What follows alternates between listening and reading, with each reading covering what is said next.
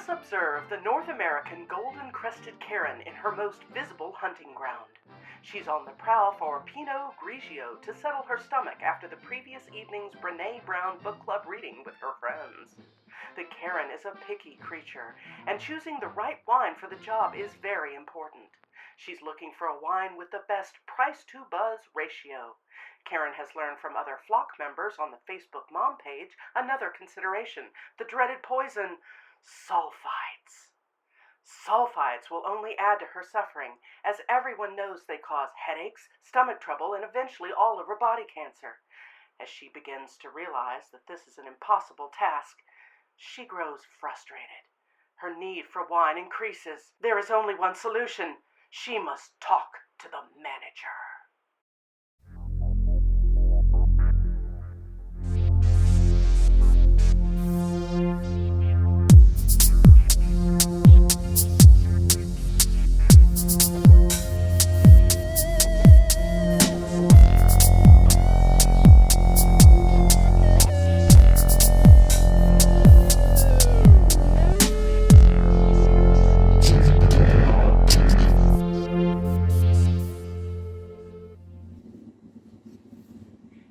Friend that I just met today, you look sad. What's the matter?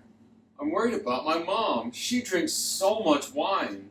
Oh no, are you afraid that she's going to become a pathetic drunk and spend thousands of dollars at an expensive rehab in Corona del Mar? No, it's not that. It's the sulfites I heard they cause headaches, stomach troubles, and all over body cancer.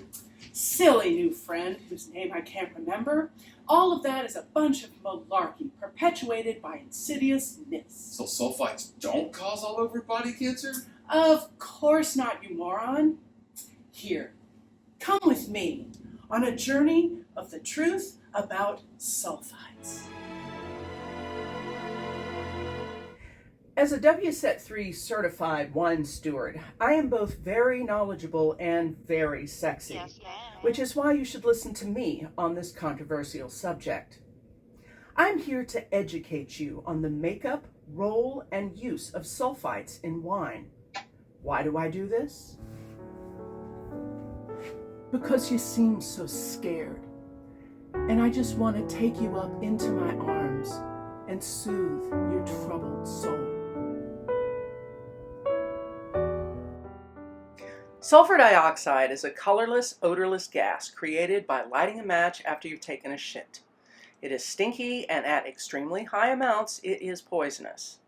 But it is also a very effective antimicrobial and antioxidant that is added as a preservative to gajillions of food products, most of which you eat every day.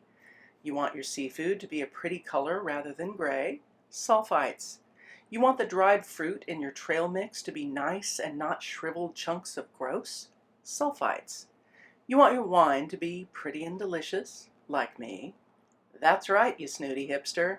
Sulfites. The use of sulfites hit a surge in the 1970s and 80s when restaurants found that its addition would keep salad bars looking and tasting fresh. But in 1986, the FDA became aware that a small, very small, group of people were having severe reactions to it. So the use of sulfites for the preservation of fresh produce was banned. The small group suffering from this allergy were usually folks with respiratory challenges, and the resulting symptoms were respiratory responses, such as the triggering of an asthmatic attack. Now, other people might have reactions too. I don't know, I'm not a frickin' doctor. But the research online, which you find by Googling it, shows no meaningful evidence that this is the case. So while some folks may have problems, you're probably not one of them. So all wines contain a trace amount of naturally occurring sulfites. Wine is made when yeast, either ambient or commercial, is introduced to the natural sugar from grapes. The yeast cells consume the sugar and then produce alcohol and sulfur. This trace amount is extremely low and usually harmless. However, not enough to meaningfully preserve the wine for packaging, transport, and sales. Sulfur has been used to preserve wine for centuries, starting when Roman winemakers discovered that the sour vinegar smell of their clay transport vessels could be eliminated by burning a sulfur candle inside them. So in modern times, winemakers add small amounts to the mix during or sometimes after the winemaking process. The amount is regulated by the industry and is very, very, very insignificant in parts per million. Now listen up here, folks, because I don't want to have to say this again. There are more sulfites by a country mile in a single serving of many of the foods you eat every day than there are in an entire bottle of wine. That is real. Metric fuck tons of milligrams per liter of sulfites in a serving of French fries. French fries. So here's an experiment. If you get headaches from wine and are afraid they might be the sulfites, go to the bulk department of your nearest grocery store, grab a fistful of regular dried apricots, and shove them in your apricot hole. If you don't get a headache, it's not the sulfites.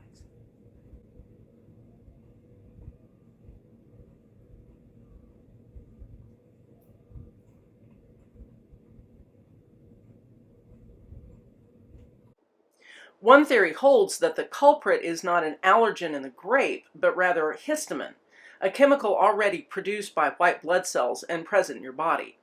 Histamines are found primarily in the skins of grapes, which is why red wine contains more histamine than white wine, because they're made from the whole grape, including the skin, not just the juice.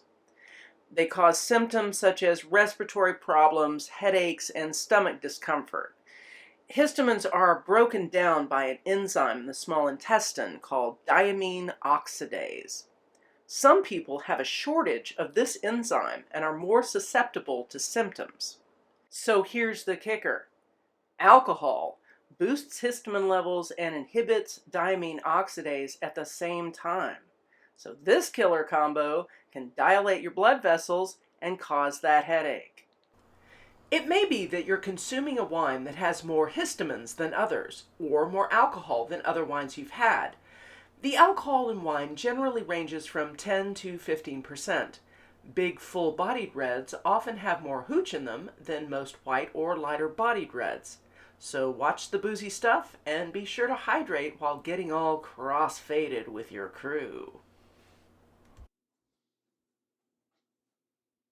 So you see, Darren. Donald. Oh gosh, I'm sorry, Darren. Sulfites are all around us in many of the foods that we eat every day. Gee whiz. Thanks for easing my mind about my mom's alcohol problem. No problem, Dana. Now, let's drink up.